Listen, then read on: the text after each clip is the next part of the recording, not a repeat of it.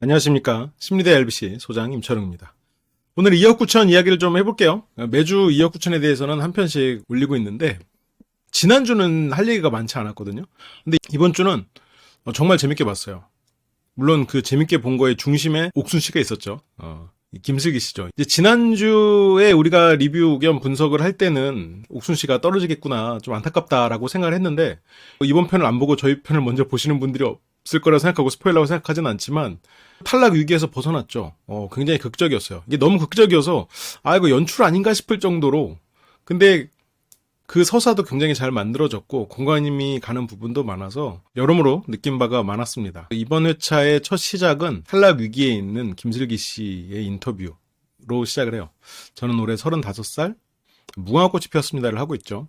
한 8살만 돼도 그래도 어느 정도 룰을 지키고 하는데 어린 아이들이랑 놀다 보면 이게 룰이 엉망진창이 되거든요. 근데 이제 그 와중에도 룰을 계속해서 알려주고 아이들이 뭔가 잘 못하는 거에 대해서 좀 열어놓고 이렇게 내려놓고 바라봐야 되는데 그게 이제 부모 입장에서 좀 쉽지 않을 때가 있어요. 저도 상담을 하다 보면 아이들이 룰을 지키지 않는 거에 대해서 이게 혼을 내야 되느냐 아니면 이 아이들을 그대로 바라봐줘야 되느냐 이거에 대해서 고민을 많이 하시는데 지금 당장 혼을 내서 가르치는 것보다는 시간이 이 아이들에게 배우게 해주는 것이 더 많지 않겠나라고 생각하고 서서히 같이 즐기다 보면 어느 순간 이 아이들이 깨닫는 순간이 오니까 저는 이제 이건 저의 생각일 수 있으니까요. 뭐 각자 다 가정마다 육아관이 있겠죠. 근데 그 나중에 혹시라도 기회가 되면 이제 저희 육아관에 대해서 의견을 함께 나눌 날이 있을 것 같은데 어쨌건 두 가정이 이렇게 합쳐서 둘 가족이 돼서 이렇게 무궁화꽃이 피었습니다를 하는 모습이 상당히 인상적이었어요. 35살, 8살 아들을 키우고 있는 김슬기입니다. 이혼이라는 건 어쨌건 인생에서 큰 상처죠. 내가 심적으로 얻은 상처를 돈으로 환산했을 때 그중에 5위 안에 드는 게 아마 이혼이었던 걸로 제가 기억을 해요. 보편적으로 겪지 않는 굉장히 특수한 사건, 사고를 제외하고는 배우자의 죽음이나 뭐 이혼 이런 것들이 이제 1, 2, 3위 안에 들 정도로 굉장히 큰 상처를 받죠. 그래서 이혼을 한 사람들을 우리가 부족하다, 안 좋은 사람이다 볼 필요는 없지만 그들 안에 기본적으로 이겨내야 하는 상처가 존재한다라는 거는 알 수 있죠. 근데 이제 그거를 이겨내느냐 아니면 그거를 이겨내지 못하고 무언가 주변이나 환경을 원인으로 돌리느냐에 따라서 그 사람이 현재 어떤 혼란 애착에 빠져 있을 수도 있고 아니면 요즘에 제가 강의를 많이 올렸던 나르시스트로 스스로가 어떤 갑옷을 입으면서 그것을 해결해 나가는 그런 경우도 있죠. 근데 그걸 해결이라고 말할 수는 없지. 어떤 사람은 그 고통에 직면하고 그것을 성숙하게 다시 자기 자신을 안정적으로 만드는 경우가 있죠. 근데 저는 이게 슬기 씨를 보면서 이 사람은 기본적으로 그런 혼란 애착이 없지는 않다. 하지만 그걸 굉장히 성숙하게 안정적으로 이겨내는 방법을 잘 해내었구나라는 생각이 들어요. 거기에는 아마 아들을 8년간 키운 것이 굉장히 큰 역할을 했다고 보거든요. 그러니까 이전에 남자들끼리 경쟁을 하고 여자분들이 응원을 하는 그런 상황에서 거기서 눈물을 보인 사람들이 몇 명 있거든요. 근데 물론 자기 남자친구가 자기 남편이 거기에서 혼자 나가서 싸운다고 하면은 가슴이 아프죠. 가슴 슬프지. 근데 이제 단적으로 예시를 들었을 때 어떤 불안도가 높은 사람, 부정적인 생각이 자꾸 침입하는 경우 그게 실은 두 커플이 가장 심했거든요. 거기서 표면적으로는 김태석 씨 커플, 그 발레리노, 그리고 불안애착이라고 제가 말씀을 드렸던.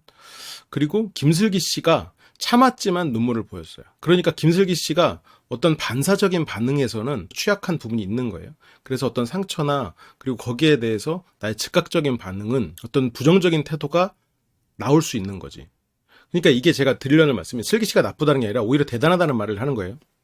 우리가 어떤 부정적인 애착 상황일 때 예를 들어서 회피 애착이다. 그러면 어떤 자극이 딱 왔을 때 그 자리에서 도망가려는 마음이 들어요. 이 사람이랑 끝내야지. 손절해야지. 이 사람은 나에게 어떤 뭔가 문제가 있는 사람이 하고 딱 손절하려는 마음이 들거든요. 그 마음을 없애는 게 성숙해지는 과정이 아니에요. 그 마음이 들매도 불구하고 내가 이성적이고 올바른 선택을 하는 게 성숙해지는 거예요. 그 마음이 순간적으로 반사적으로 드는 거를 아예 없애지는 못하는 거예요. 그래서 뭐 애착에서 어떻게 회복하는지 알려주세요라는 댓글들이 많아요. 제가 뭐 애착 강의를 하다 보면. 근데 그분들이 바라는 건 내가 지금 가지고 있는 나의 불안정한 애착 때문에 이렇게 반사적으로 드는 그리고 침습하는 과거의 기억들 이런 것들을 없애주길 바라거든요.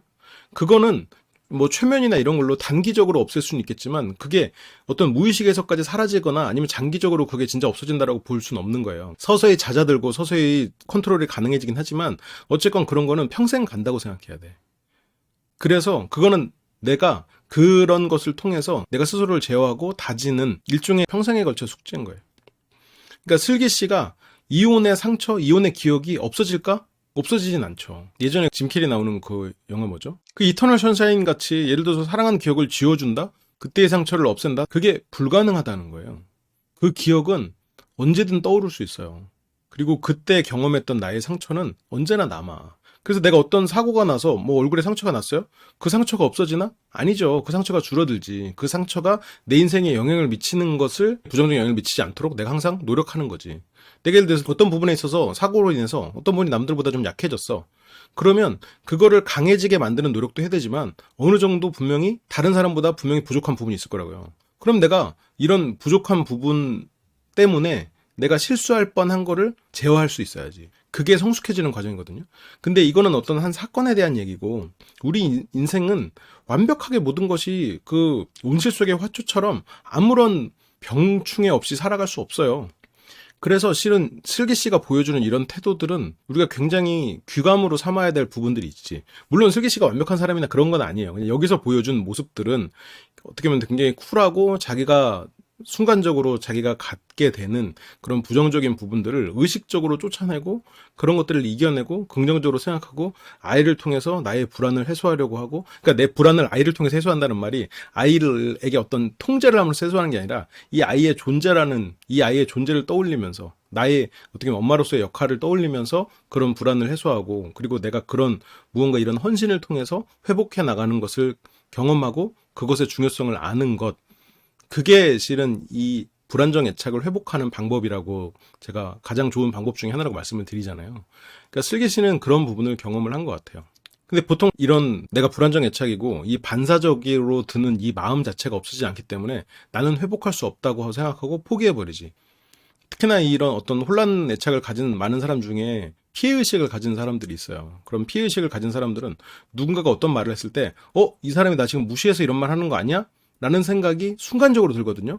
그 순간적으로 드는 생각을 내가 과연 어떻게 제어하고 이성적으로 그래 이 사람이 날 지금 무시하는 건 아니지, 그래 긍정적으로 대화해보자 라고 할 수 있느냐 없느냐의 차이거든요. 근데 이 순간적으로 이 사람이 나 무시하는 거 아니야? 라는 이 생각이 자꾸 순간순간 침습을 하니까 이런 거를 침습하지 못하게 이성적으로 자꾸 하는 게 힘들거든요. 그러니까 나는 이런 생각이 오라라고 생각하면서 이 사람이 나를 무시한다고 생각하고 싸우거나 손절해버리거나 그런 일이 반복되죠. 그러니까 혼란형 애착을 가진 사람들과 이 나르시시스트들이 굉장히 많은 부분에 있어서 좀 유사한 행동 패턴을 보이는 경우가 있는데, 나르시시스트가 되는 여러 가지 요인 중에 하나도 상처받은 경험이 존재해요. 혼란형 애착도 마찬가지거든요. 이제 그러다 보니까 그런 상처 때문에 내가 피해자로서의 경험이 있고 피해자이기 때문에 대우받아야 된다는 생각을 하고 이제 그런 것들이 이제 악순환이 시작이 되는 거죠. 근데 그런 거에 그 굴레에서 벗어나려면 내가 이 침습하는 반사적인 나의 사고를 이겨낼 수 있어야지, 이성적으로. 그게 한편으로는 뭐 슬기 씨 같이 어떤 면에서는 뭐 쿨하다라고 이렇게 정의할 수 있는 슬기 씨의 태도에서 나타날 수도 있는 거고, 아니면 이 아들에 대한 헌신을 통해서 그걸 해냈을 수도 있겠지. 그리고 지금 여전히 슬기 씨는 노력하고 있는 상황일 거고, 한 번도 이런 결혼이라는 것에, 특히나 결혼에 대해서 실패해보지 않고 이 아이의 아버지가 사라지는 경험을 겪어보지 않은 사람은 내가 아이를 낳고 키우는 동안 어떤 그런 불안이 가까이에 있지 않아요. 그런데 그런 한번 상실을 경험한 사람, 아이도 마찬가지고 그 아이가 그런 상실을 겪었다는 것이 나는 죄책감이 있을 거고, 아이에 대해서도 그런 상실을 내가 시킬지 모른다는 그런 것들이 계속 불안함으로 남아있단 말이에요. 그래서 아무래도 어떤 이 정서적인 부분에서 취약한 부분이 존재할 수밖에 없어. 근데 그게 나쁘냐? 그건 아니지. 그게 한편으로는 또 하나의 나이가 성숙해지는 기회로 삼을 수 있는 거지. 아이들은 왜 성숙하지 않아요? 부모를 탓해도 되거든. 아이는 부모를 탓할 수 있어. 아이가 어떤 행동을 하는 데는 뭐 일정 부분 부모가 거기에 그런 문제에 일조한 부분이 있겠지. 예를 들어서 아이가 밥을 먹다가 뭘 쏟았어. 뭐 아이라고 해서 뭐 10대 이런 정도는 좀 그렇지만 8살이라고 치고 8살 아이가 뭘 쏟았어. 그러면 쏟을 수 있는 환경을 만들어 놓은 어른 탓도 있는 거야, 실은. 근데 어른이 내가 지금 뭔가 한 실수, 내가 한 잘못을 주변이나 다른 사람 탓으로 하면, 그러면 성숙하지 못한 행동이지. 그거는 나아가서는 장애류가 되는 거예요. 지금 그래서 어쨌든 현철 씨도 이제 우리가 돌싱 커플이라 한 아이의 부모로서 부끄럽지 않은, 왜 두 아이의 아이로서 부끄럽지 않은 모습이라고 해야지. 이제 왜 한 아이의 부모야. 두 아이의 부모로서 부끄럽지 않은 모습을 가지고 참여를 해야지. 그래서 어쨌건 슬기 씨는 가장 어려운 상대를 만나서 젖잘싸죠. 졌지만 잘 싸웠다. 지난번 대결 중에서 가장 승패가 확실하게 드러나 있는 게임이 아니었나. 마리암의 피지컬이 워낙 좋았으니까 좀 또 젊은 패기도 있고 패배해서 데스매치가 확정이 됐죠. 그리고 시작된 게임이 패자부활전이 사랑의 이면 1시간에 한 번씩 총 5라운드. 사람 잠을 안 재우고 말이야. 이런 게임을. 그래서 이거 뭐 운동회에서 많이 했던 게임이죠. 근데 물론 운동회에서는 저렇게 정육면체가 아니라 빨간색, 파란색 해서 많이 뒤집는 거. 근데 남은 두 팀이 워낙 잘했어요. 성시현 씨야 뭐 자타공인 최강의 피지컬인 상태고, 피지컬 캐였던 두 사람이 1회전에서 탈락을 해버렸잖아요. 파이터와 최장신의 조정 선수가 탈락하면서 거의 이제 성시현 씨가 압도적인 피지컬, 그리고 가장 또 젊은, 그리고 굉장히 전략적인 플레이를 하는 김진우 씨. 그런데 이제 옥순 씨와 현철 씨는 상대적으로 힘들어했죠. 현철 씨가 의욕이 좀 없어 보인다 싶을 정도로 잘 못하시더라고요. 근데 그거는 조금 이해가 가는 게, 이날 그 낮에 굉장히 힘들게 미션을 수행하고 그리고 저녁에 자야 되는데 잠을 못 자니까, 잠을 못 자면 아무것도 못하는 사람들이 있어요. 특히나 이제 나이가 또 젊은 나이도 아니다 보니까 그래서 아마 더 힘겨웠을 거라고 생각은 들어요. 그래서 이게 그냥 뭐 별 큰 이변이 없으면 옥순 씨가 탈락하는 수순으로 가지 않겠나 생각은 했었거든요. 거의 확정적으로 탈락일 것처럼 보이는 유현철 옥순 씨 커플의 모습입니다. 슬기 씨는 이 불안함이 있고, 하지만 이런 거를 스스로가 이겨내는 법을 터득을 한 거죠. 한편으로는 아이를 키우면서 내가 이 불안함을 아이한테 고스란히 전달을 돼서는 안 되니까 그 불안함이 있어도 스스로가 이겨내고, 그렇게 이겨내려고 노력을 하다 보니까 또 한편으로는 그게 헌신의 과정이었고, 그래서 그런 불안정한 애착에서 스스로가 이겨냈단 말이에요. 근데 지금도 어쨌건 그런 부분에 있어서는 반사적으로 불안은 일어나지. 그런데 내가 그런 이겨냈던 과정에서 나를 이겨내게 해줬던, 나를 성숙하게 해줬던, 물론 나를 힘들게 하는 존재이기도 하지, 아이라는 존재는.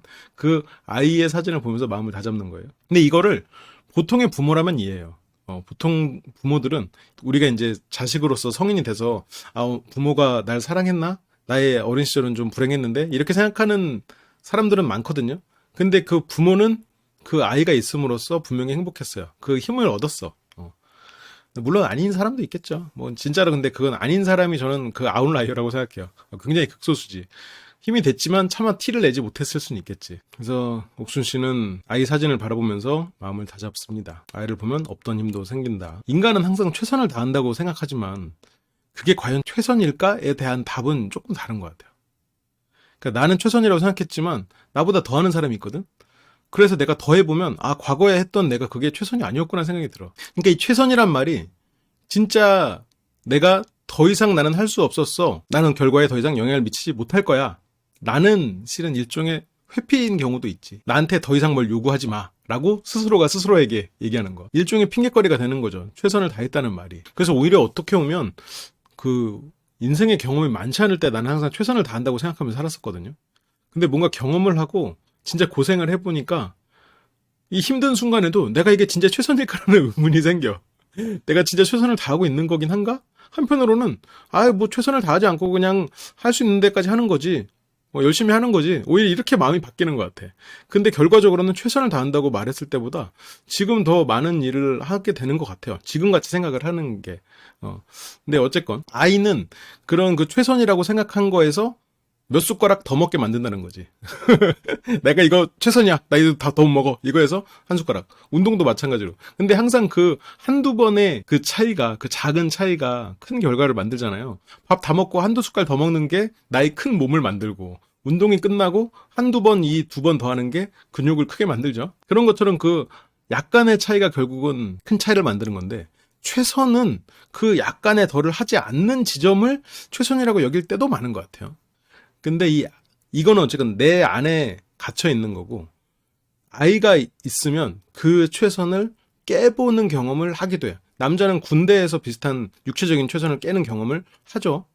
근데 그 안에서도 어느 부대에 가냐에 따라서 계속해서 그 최선이 더 깨지기도 해. 아이는 내 인생에서 어떤 부분에 있어서 최선을 다하게 만들죠. 어쨌건 옥순 씨는 쉽게 포기하고 싶지 않다. 자, 어쨌건 그 이야기는 뒤에 다시 하기로 하고 게임으로 돌아와 봅시다. 이 3라운드가 됐는데 5라운드까지 한다고 그랬잖아요. 새벽에 1시간마다 깨워가지고 지금 이거를 하게 시키는 거예요. 그러니까 45분 자고 일어나가지고 약간 정신 차리고 100초 동안 저거 두시고 또 45분 자고 이렇게 하는 거야. 근데 새로운 룰이 3라운드에서 1등은 제외되는 거야. 쉴 수 있는 거예요. 한편으로는 3라운드가 굉장히 중요해졌죠. 성치현 씨는 아빠로서의 책임감이 있잖아요. 실제로 아빠는 아니지만 그 해리 씨를 내가 보살펴야 된다는 책임감이 있단 말이에요. 해리 씨도 성치현 씨에게 그렇게 의지하는 면이 있단 말이에요. 약간 철없는 아빠라고 생각하는 면은 있지만 이 아빠라고 제가 그냥 이 관계의 의미를 조금 상징적으로 표현하고자 그렇게 얘기하는 거예요. 실제로 이제 아빠와 딸 같은 관계는 아니고 어쨌건 성치현 씨는 그런 큰 책임감으로 무조건 그냥 어떻게 해야 된다. 그래서 계속해서 1등을 하고 있어요. 그리고 진우 씨가 성시현 씨의 뒤를 쫓으면서 그 바짝 2등을 하고 있죠. 김진우 씨도 굉장히 잘하고 있는데 지금 보면 이 갈색이 옥순팀 그리고 빨간색이 성치현 팀인데 2위로 밀려날 정도죠. 전략 자체를 굉장히 잘 썼어요. 성치현 씨 뒤를 바짝 쫓으면 성치현 씨만 흐트러뜨리는. 그래서 성치현 씨만 마킹을 할 수 있다면 성치현 씨가 아무리 빨라도 성치현 씨의 여자친구인 김혜리 씨가 또 그렇게 특출나게 빠른 건 아니니까. 하지만 김진우 씨 팀의 노력에도 불구하고 이변 없이 첫 번째 생존 커플은 성치현, 김혜리 커플이 됐습니다. 게임에서 져서 굉장히 불만이었던 김혜리 씨도 이제 마음이 좀 풀렸죠. 어떤 면에서는 이런 거는 또 김혜리 씨의 장점일 수 있을 것 같아요. 마음이나 이런 걸 또 투명하게 드러내니까 한편으로는 성치현 씨가 또 그런 김혜리 씨의 그런 모습을 더 사랑하게 되는 거겠죠. 근데 이제 물론 결혼하고 이제 아이를 낳거나 어떻게 삶을 두 사람이 꾸는지 모르겠지만 그래서 이제 아이를 낳고 그렇게 삶을 꾸려가는 과정에서는 집안에서의 포지션을 조금 바꿀 필요는 있겠죠. 지금 뭔가 그 아버지의 역할처럼 성치현 씨가 모든 책임을 짊어지고 혜리 씨가 받는 입장 이렇게 되면은 그게 이제 당연한 상황이 되면은 둘이서 계속 사는 건 상관없어요. 그럴 때는 크게 상관없는데, 물론 가끔 상관 있을 때가 있죠. 이게 사랑이 영원하진 않으니까. 그러니까 사랑의 모습이 사랑이 없어진다가 아니라 사랑의 색깔이 바뀌니까. 폴인 러브와 빅 러브가 다른 것처럼 이제 그러니까 그런 부분에 있어서 계속해서 나도 성숙해져 가야지. 어쨌건 지금 이 사람들은 아직 결혼도 안 한 커플이고 이러니까 이런 모습으로 서로가 사랑을 유지할 수 있다면 또 이건 또 이 두 사람의 사랑의 방법이겠죠. 그러니까 이제 이런 경우에 이제 진짜 어떤 일이 생길 수가 있냐면 이런 어떤 분을 경계해야 되냐면 성치현 씨는 내가 누군가의 책임을 지는 이것 자체가 일종의 자신한테 큰 의미를 주거든요.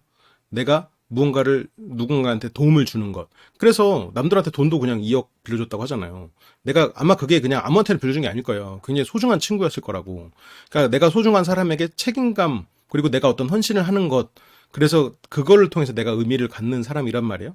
그래서 김혜리 씨에 대해서도 물론 중간에 티격태격 한 일이 있지만 내가 이 사람을 책임지고 이 사람을 위해서 무언가를 하는 것을 행복감을 느끼는 사람이에요. 근데 지금은 김혜리라는 사람에게 온전히 모든 책임감이 가 있죠. 나중에 아이가 생겼을 때는 그게 분산되거나 아이한테로 간단 말이에요. 그러면 그동안 계속 나에게 모든 걸 해주던 남편이 어느 날 안 해줘. 그러니까 성치현 씨가 안 하려고 안 하는 게 아니야. 이게 무의식적으로 내가 어떤 나의 존재감을 얻던 이 책임감이 이쪽으로 옮겨간 거야. 그러니까 내가 의식하고 행동하지 않으면 그동안 그러니까 내가 딸같이 여겼던 아내에게 해주던 이런 것들을 나도 모르게 안 해주고 있는 거야. 그러니까 아내 입장에서는 이 사람이 변했네가 되는 거고. 그러니까 이제 그런 부분을 두 사람이 이제 잘 조율해 나가야죠. 근데 이제 그런 부분에 대해서 이제 해법이나 이런 건 차차 또 얘기를 해보자고요. 그러니까 어쨌건 사람은 성숙하다는 건 나이대에 맞는, 환경에 맞는 적응을 하는 게 실은 성숙하다는 말이에요. 나르시스트도 요즘에 제가 강의를 하긴 했지만 어린아이들은 다 나르시스트예요. 자기애성 성격장애가 있어. 나이가 어린 아기들은. 그런데 걔네들을 자기애성 성격장애라고 안 부르잖아요. 근데 어른들이 그렇게 행동하면 그렇게 부르잖아. 나이에 맞지 않게 성숙하지 않은 부분을 우리는 장애라고 부르는 거예요. 그래서 결혼 전에 이렇게 연애할 때는 이런 모습이 문제가 되지 않죠. 하지만 결혼 생활이 길어지고 아이가 생기고 그런 상황에서도 이런 구도로 유지되고 있다라고 하면 아이들이 소외될 수 있거나 남편에게 너무 많은 짐이 지워졌거나 아내가 성숙하지 못하거나 그런 일들이 벌어질 수 있다는 거죠.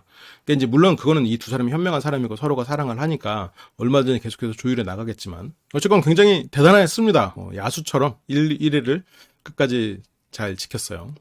김진우 씨의 어떤 전략이 통하지 않았죠. 그렇게 이제 두 사람은 말하지 않아도 이제 다시 또 화해하는 그런 사이가 됐습니다. 기본적으로 끈끈한 신뢰로 연결된 사이니까 이런 것들이 가능하겠죠. 근데 이건 물론 결과론적인 얘기지만 김진우 씨가 어차피 여기서 1등을 못할 거였다면 1, 2, 3라운드를 유현철 씨와 김슬기 씨를 견제를 했어야 되는 게 아닌가 싶어요. 어차피 한 팀만 떨어지는 거라면 한 팀만 이제 1위 성치현 씨는 그냥 하게 내버려 두고 그랬으면 결과적으로 성치현 씨 팀이 뭐 20몇 개 됐겠죠. 그리고 김진우 씨가 한 15개 정도 수준이었을 거고 비슷하게 따라가면서 했을 테니까. 그리고 유현철 김슬기 팀이 훨씬 더 적은 그만큼 좀 적은 숫자였겠죠. 근데 이제 김진우 씨는 1위로 빨리 올라가겠다는 생각을 했으니까 그럴 수 있겠죠. 김진우 이승현 커플에 대해서는 조금 아쉬운 부분이 있는 게 초반에도 뭔가 어떤 역할이나 자기소개도 막내라는 거 이외에 어떤 부분을 보여지지 않아가지고 뭔가 이렇게 분석할 거리가 나중에 나오겠지 했는데 이게 탈락을 하셔가지고 얘기를 많이 못한 게 조금 아쉬운 면이 있습니다.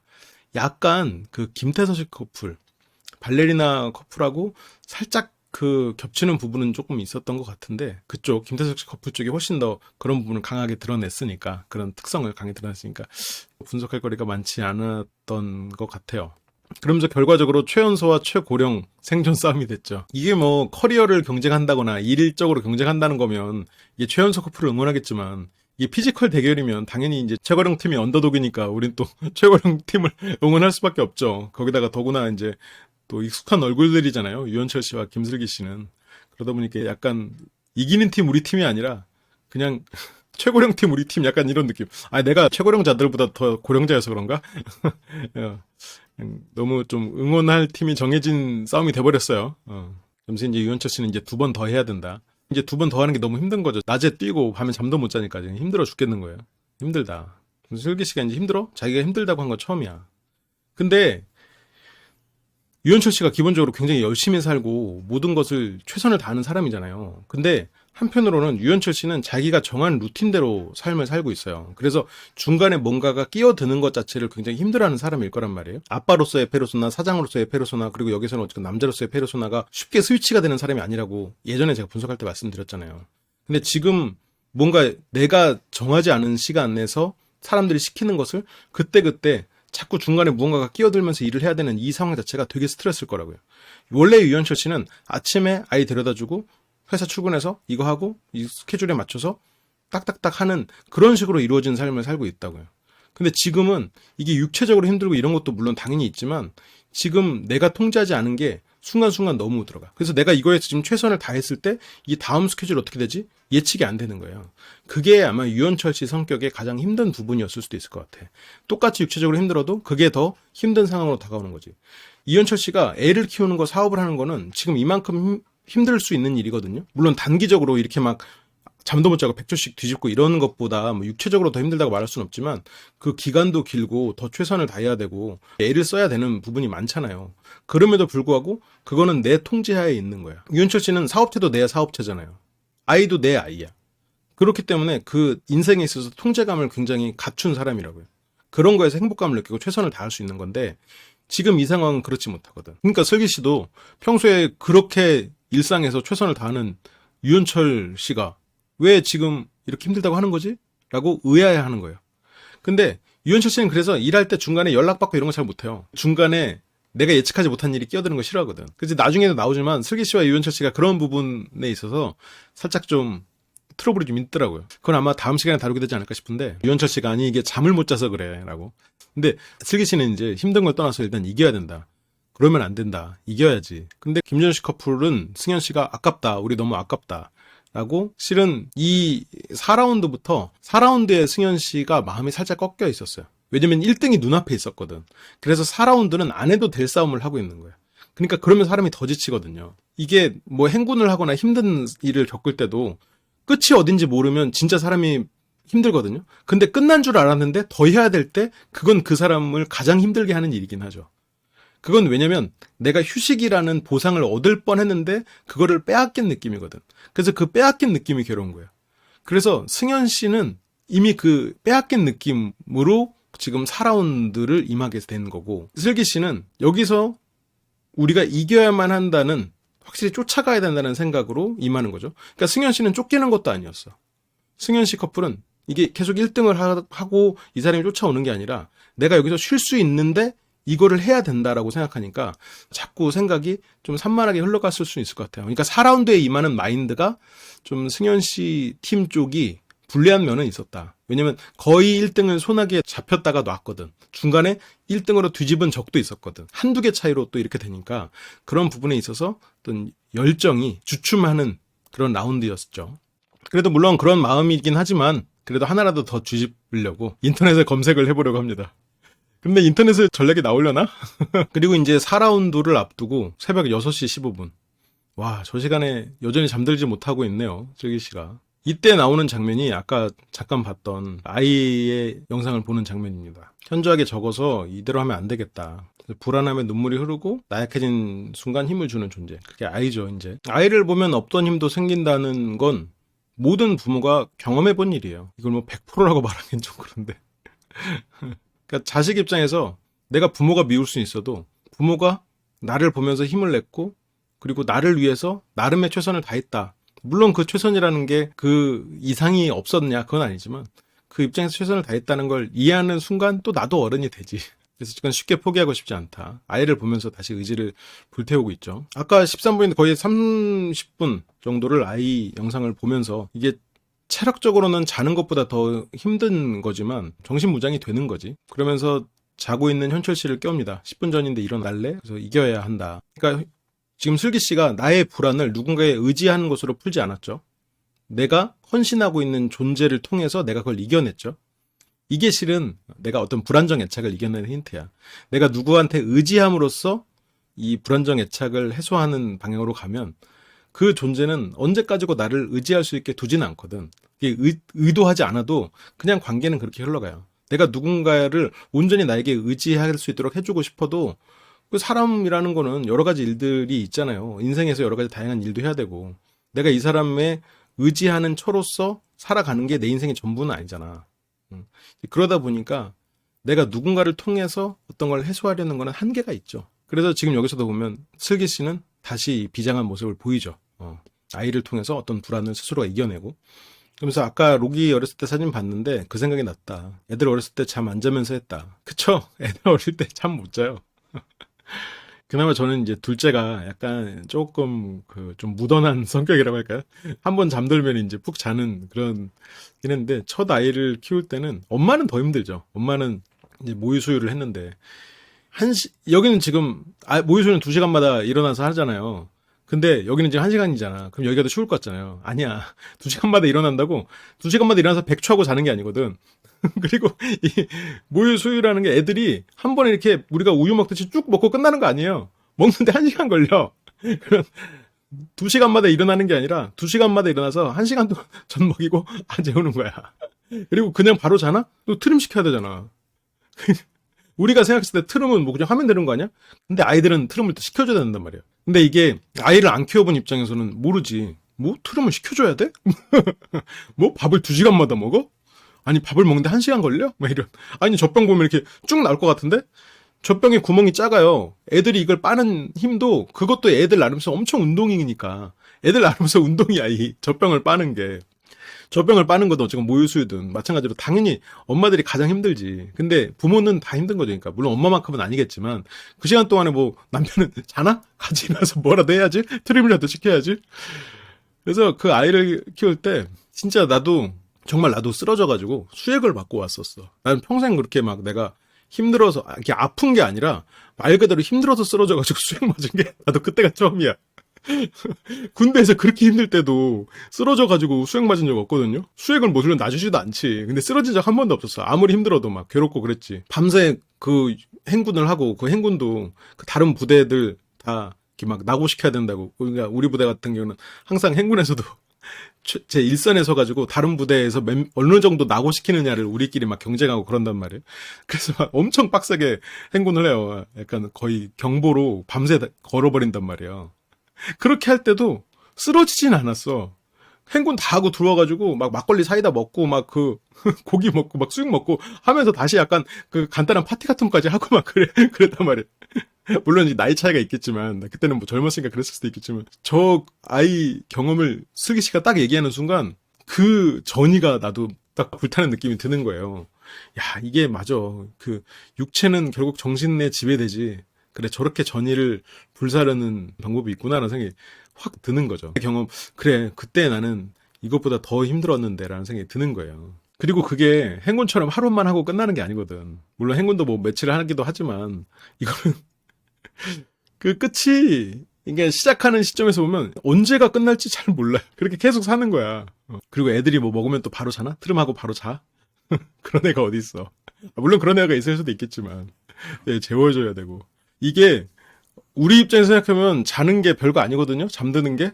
아이들은 그게 되게 공포스러운가 봐. 되게 못 자요. 재우려고 하면은 무슨 등에 스위치가 있는 것도 아니고 이렇게 내려놓으면 막 엄마 아빠 나를 왜 이렇게 잠의 세계로 보내는 거예요? 막 하면서 생존이 걸린 정도의 느낌으로 아이들은 그거를 극심하게 거부하죠. 재우려는 걸. 지금 설마 나 재우려는 거예요? 그래서 참 그 부모가 성장하는 계기는 실은 그런 고난을 겪기 때문에 일어나는 일이기도 하지. 근데 그 고난을 겪는 동안 내가 누구의 탓도 할 수 없고 온전히 내가 그걸 수용하면서 그거를 이겨내려고 시도한단 말이에요. 내 한계를 넘어서서. 그게 실은 어떤 불안정 애착을 회복하는 방법이에요. 근데 아무것도 없이 그걸 하기 힘들지. 그래서 헌신을 해보라라는 의미를 갖는 거예요. 헌신은 내가 사랑하는 존재, 사람이든 아니면 어떤 취미든 아니면 어떤 다른 존재든 그렇기 때문에 내가 한계를 넘어선 어떤 노력을 하게 만들거든. 그러면서 내가 가진 그 틀을 깬단 말이에요. 그러면서 얻어지는 것이 실은 회복이지. 그리고 지금처럼 김슬기 씨가 말한 것처럼 어떤 그래 나는 이것보다 더 힘든 것도 해봤다는 생각이 나의 이 가능성을 더 키워놓죠. 그치, 분유 타줘야 되고 기저귀 갈아줘야 되고 이게 첫에는 모유 수유랑 분유를 같이 했고 근데 저 분유 타는 것도 생각보다 어려워. 용량도 맞춰야 되고 온도도 맞춰야 돼. 아주 까다로우시거든요. 아이들이. 그래서 특히나 이제 이혼을 한 부부들 중에 아이를 키우고 있다고 하면 한편으로는 되게 존경스러운 마음이 들지. 그걸 이제 물론 부모의 도움을 받는 경우도 많지만 온전히 혼자서 그런 부분에 있어서 어떤 책임을 진다는 거는 대단한 일이거든. 그래서 옥순 씨가 나는 솔로 나와서도 이 사람은 아이를 열심히 키웠구나라는 느낌이 드는 게 일하고 아이를 키우면 다른 시간을 가지기가 진짜 어려워요. 가질 수가 없어. 그래서 그 나는 솔로 같은 데 나와서 이렇게 아이가 있는 상태에서 어떤 삶을 사는지를 얘기해 주는 걸 들으면 이 사람은 아이를 직접 키우는구나 아니면 부모가 키우고 있구나 그런 거를 아이를 키워본 사람 입장에서는 어느 정도 감이 오죠. 물론 그게 100% 맞다고 볼 수는 없지만 또 남자는 그 애들 울음소리에 잘 못 깨. 그게 나만 그런 게 아니고 내 주변의 친구들 그리고 심지어 손자 손녀를 보는 외할아버지들의 말씀들을 들어봐도 이 외할머니가 일어나가지고 외할아버지를 깨우는 거야. 그런 경우는 있어도 그러니까 내 아내의 목소리로는 깨도 애들 울음소리는 잘 못 들어. 그게 심지어 이 둘째가 아기일 때 첫째는 아들이거든요. 그 아들조차 그 울음소리엔 안 깨. 내가 부르는 말에는 깨거든요. 이게 참 신기한 것 같아. 그 남자는 기본적으로 아이의 울음소리에 그거를 그러니까 깨어 있을 때는 그게 이제 뭐 불편하게 느껴지죠. 안 울었으면 좋겠다 생각하고 되게 힘들지. 우는 소리를 듣는 것 자체는 힘든데 한번 잠들었을 때 그 울음소리 때문에 쉽게 안 깬다는 거야. 유전자에 남아있는 건지. 그러니까 되게 노력을 해야죠. 그 노력을 하면은 그게 어느 정도 이제 소리가 들리고 그거에 대해서 또 깨고 이렇게 되는데 이게 기본적으로 남녀 차이에 이런 게 있구나. 물론 연구 결과는 아니에요. 그래서 좀 신기하게 느낀 적이 있었는데 어쨌건. 그래서 아이를 위해서 숱한 밤을 샜던 기억. 당연하지. 밤중 수유할 때만 밤새나? 애가 아프다고 해도 애는 자도 어른은 못 자. 계속해서 자면서 열 체크해야 되지. 열 또 오른다 싶으면은 이렇게 좀 열 내리게 이렇게 조치도 하고 약도 해가지고 약 먹여야 되고 못 자. 마음이 또 잘 수가 없어. 2시간 후에 다시 체크해봐야지 하고 2시간 잘 수 있다고? 그렇게 못 합니다. 그래서 이거를 밤중 수유라고 생각을 합니다. 그 이 얘기를 할 때 야 대단하다 싶었어요. 왜냐면 밤중 수유라고 하면은 진짜 의지를 갖고 일어나거든. 내가 한 생명을 책임지는 건데 저걸 안 하면 돼? 밤중 수유라고 생각하면은 내가 예를 들어서 내가 공부할 때 2시간마다 일어나서 뭘 해야 돼요? 한 번은 안 일어날 수 있어. 한 2번 안 일어나도 돼. 오는 하루 쉬지 뭐 이럴 수 있어. 근데 밤중 수유를 그렇게 멈추면 아이가 배고픈데 아이를 굶기면 그만큼 아이는 성장이 안 될 텐데 그러면 이 아이의 인생을 책임지는 내가 그거에 대해서 죄책감이 생길 거고 그걸 이겨낼 수 있을까? 실은 밤중 수유는 최선을 다하게 돼요. 그래서 근데 최선을 다하는 경험은 나를 회복시키지. 그래서 육아가 이런 불안정한 애착을 회복시키는데 굉장히 큰 도움이 되는 행동 중에 하나죠. 그래서 사랑의 이면 아니다. 밤중 수유다. 그러면서 슬기 씨가 이제 현철 씨에게 의지를 불어넣습니다. 겜돌이 할 수 있다. 엄마 아빠로서 이렇게 집에 갈 순 없지. 물론 이렇게 해서 질 수도 있어요. 하지만 이런 의지를 다지고 최선을 더 다한다고 스스로가 느낀다면 그만큼 후회가 줄어들겠지. 그러니까 그러면서 이제 진우 씨가 내려오니까 유현철 씨가 하필 붙어도 최고령과 제일 어린 친구들이라고 하면서 자신이 나이가 든 것에 대해서 상당히 좀 의기소침해 있는 것 같아요. 이게 좀 젊고 막 몸 좋은 친구들이 있고 이러다 보니까 유현철 씨는 내가 좀 그러지 못한다는 것. 그러니까 나도 계속해서 육체적인 부분에 있어서 또 강사기도 하고 이러니까 사장이기도 하고 이러니까 계속해서 가치를 두고 열심히 살아왔는데 나보다 더 대단한 친구들이 있으니까 약간 좀 위축돼 있는 면은 있겠죠. 그래서 아마 여기까지가 끝이라고 생각했을 수도 있을 것 같아, 현철 씨는. 근데 슬기 씨는 40대가 이렇게 멋있다는 거 보여줘야지 라고 그 부분에 대해서도 또 의지를 다지도록 말을 합니다. 그러면서 최고령 최연소 부모 청춘이라고 하는데 최고령 최연소는 대결일 수 있겠지만 부모는 청춘일 수도 있지 왜. 그렇게 시작된 4라운드 진짜 옥순 씨, 김슬기 씨가 정말 미친 듯이 뒤집어요. 장갑에 주사위가 붙은 것처럼 맞아떨어지는 느낌이었다. 그렇게 4라운드가 끝나고 만족하는 두 사람이라고 했는데 현철 씨는 힘들어서 하이파이브 할 생각도 안 했어. 근데 이제 슬기 씨가 그 화이팅을 다지기 위해서 다시 한번 현철 씨에게 노크를 하면서 하이파이브 좀 하시죠라는 그런 제스처를 하면서 하이파이브를 하는 장면이 있었죠. 결과는 2배 이상 차이가 나버렸습니다. 지금 패배하지 않고자 하는 의지를 다진 슬기 씨 팀, 꼴찌라는 탈락이 뒤에 있고 앞에는 아이를 통해 의지를 다졌고 밤중 수위로 지금 하는 행동을 치환하면서 어떤 핑계도 대지 않고 최선을 다하는 상황으로 만들려고 했던 옥순 씨와 나는 1위였고 이건 안 해도 되는 싸움이었다고 생각하는 마음이 자꾸 올라오지. 이들의 잘못이라는 게 아니라 그런 걸 겪었으니까 이걸 내가 지금 안 해도 됐었는데라는 생각 때문에 자꾸 이 상황 자체가 아쉬운 승현 씨. 그리고 1등을 쫓기 위해서 성치현 씨 뒤말을 쫓았는데 지금은 앞에 아무도 없이 일종의 마라톤을 뛰면 페이스메이커가 없는 상황이 돼버렸죠. 그런 김진우 씨. 그러다 보니까 아무래도 속도가 떨어졌겠죠. 이전에는 성천 씨를 기준으로 했는데 그러니까 성천 씨에 발 맞춰서 막 움직이다 보니까 그 속도가 거기에 맞춰졌었는데 지금 그렇지는 않았겠죠. 그러다 보니까 김진우, 이승현 팀은 상대적으로 이번에 페이스가 좀 떨어져 있었을 것 같긴 해요. 근데 이건 어쨌건 결과론적인 해석이지. 그런 영향을 미쳐서 이런 결과가 나오지 않았나 싶은데 그래도 정말 믿기지 않는 결과였어요. 야, 이거 연출이 아닌가? 라고 생각이 될 정도로 정말 극적인 반전이었습니다. 그래서 이제 슬기가 진짜 열심히 했다는 걸 알고 있다. 강인함에 감동했다. 그래서 어느새 이제 대한민국 대표 아줌마가 됐죠. 그러면서 이 4라운드에서 이렇게 2배 차이가 나고 승리의 가능성이 보이니까 현철 씨도 이제 다시 의지에 불타기 시작했어요. 이길 수 있다는 게 보였으니까. 이게 그 전에는 계속 끌려가는 상황이었단 말이에요. 1, 2, 3라운드 치고. 어차피 질 거면 내가 이렇게까지 노력을 쏟을 필요 있나? 그리고 내가 지금 이렇게 자꾸 스스로가 통제할 수 없는 상황 자체도 스트레스를 받고 이런 상황에서 현철 씨가 좀 내려놓고 싶었는데 지금 승리가 보이니까 승리가 눈앞에 있으니까 지금 여기서부터는 다시 불타는 거거든요. 실은 현철 씨가 4명이서 상의 탈의하고 뛰는 그 경기에서도 이렇게 보면 체력 소모를 많이 하지 않는 선 안에서 요령껏 하거든요. 그러니까 이 3명이서 몸싸움을 했을 때는 한 발 떨어져 있고 뭔가 이 사람들이 지쳤거나 공이 좀 느슨해졌을 때 그때 이제 들어간다거나 이런 식으로 상당히 전략적으로 플레이를 하는데 문제는 이제 승리가 안 보일 때는 뭐 더 열심히 할 필요 있나 이렇게 생각이 될 수도 있는 거지. 이게 지금 현철 씨가 내가 이 게임의 사업자로서의 이런 뭐 사장도 아니고 여기 그냥 단지 참여자고 이게 내가 통제할 수 없는 상황이니까 그랬는데 지금 승리가 눈에 보이니 이제는 최선을 다하려는 의지가 불타는 거죠. 그래서 뭐 진우 씨 결혼할 때 냉장고 사주겠다 이러면서 이제 다시 이제 승리가 가까워 승리가 보이는 그 말을 하죠. 이게 좀 패배의식에 젖은 말을 하지 않지. 이전에는 우리가 하필 20대랑 붙었네 이렇게 생각하다가 지금 여기에서는 너네 기회 많잖아 이렇게로 바뀐단 말이에요. 그래서 최선을 다해서 간절함으로. 근데 이게 진짜 옥순 씨의 힘이지. 슬기 씨의 힘이죠. 그래서 이길 거다. 그래서 나한텐 이게 결승이다. 슬램덩크에서 강백호의 산왕전에서 부상투혼을 하던 강백호의 대사가 좀 오버랩 되는데 근데 이제 지금 승현 씨 쪽은 벌써 절반도 안 되는 상황이 돼버렸으니까 상대팀 개수에 비해서 14개다. 우리가 완전 졌다라고 벌써 이제 패배가 눈앞에 들이오기 시작하는 거예요, 지금. 그래서 계속 불안한 상태가 됐습니다.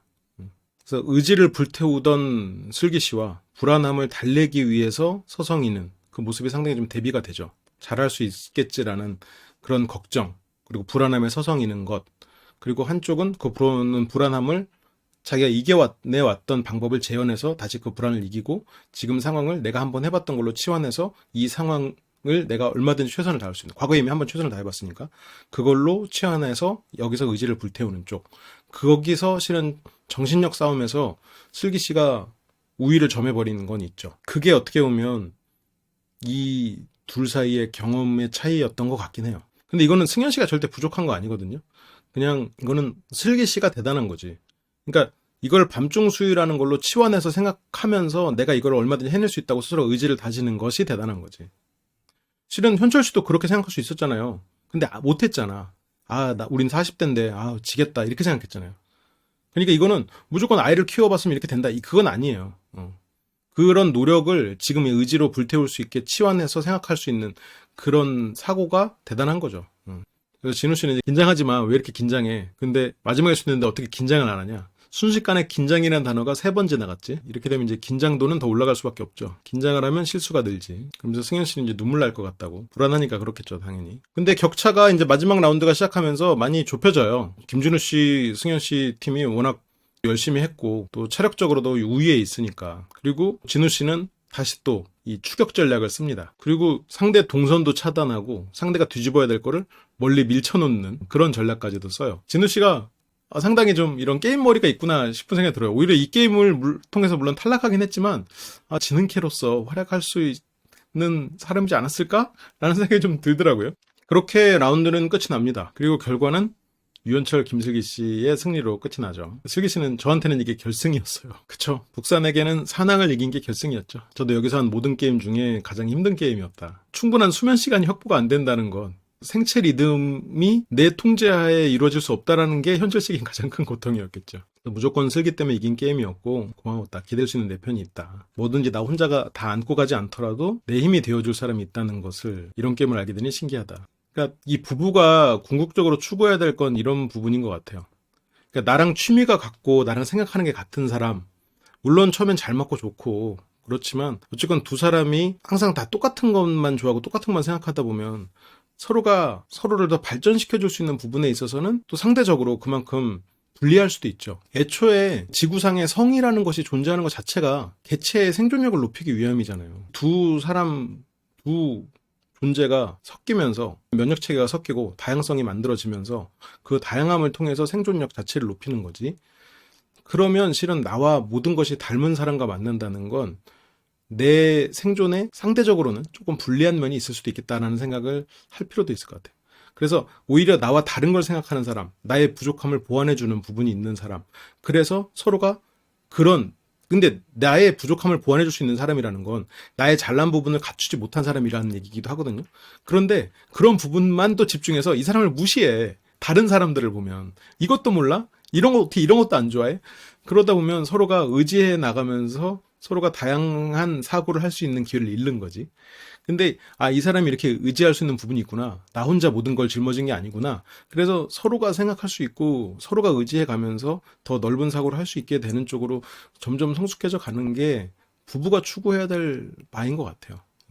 너무 한쪽에 모든 짐을 지게 해서도 안 되고 그걸 당연하게 생각해서도 안 되고 그리고 또 나만 희생하고 있다는 생각 그리고 모든 걸 또 다 반반 해야 된다는 생각에 항상 뭐 촉을 곤두세우고 있다거나 그런 것보다는 실제로 기본적으로는 신뢰를 가지고 그래서 뭐 사랑하면 된다라고 이게 퉁 쳐서 얘기하지만 그게 결국은 신뢰의 이야기인 것 같아요. 어쨌건 현철 씨는 굉장히 운이 좋은 사람이죠.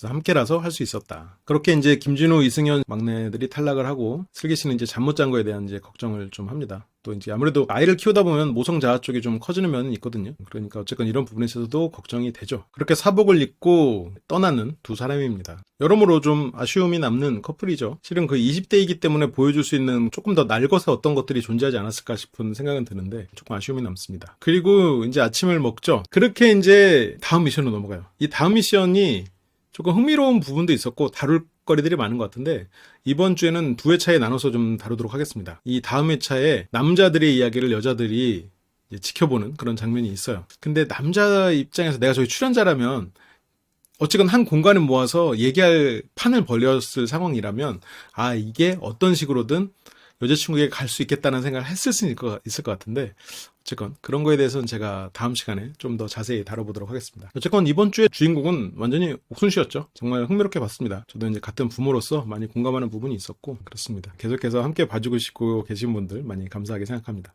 그러면 저는 다음 시간에 더 재밌는 내용으로 돌아오겠습니다. 시청해주셔서 감사합니다.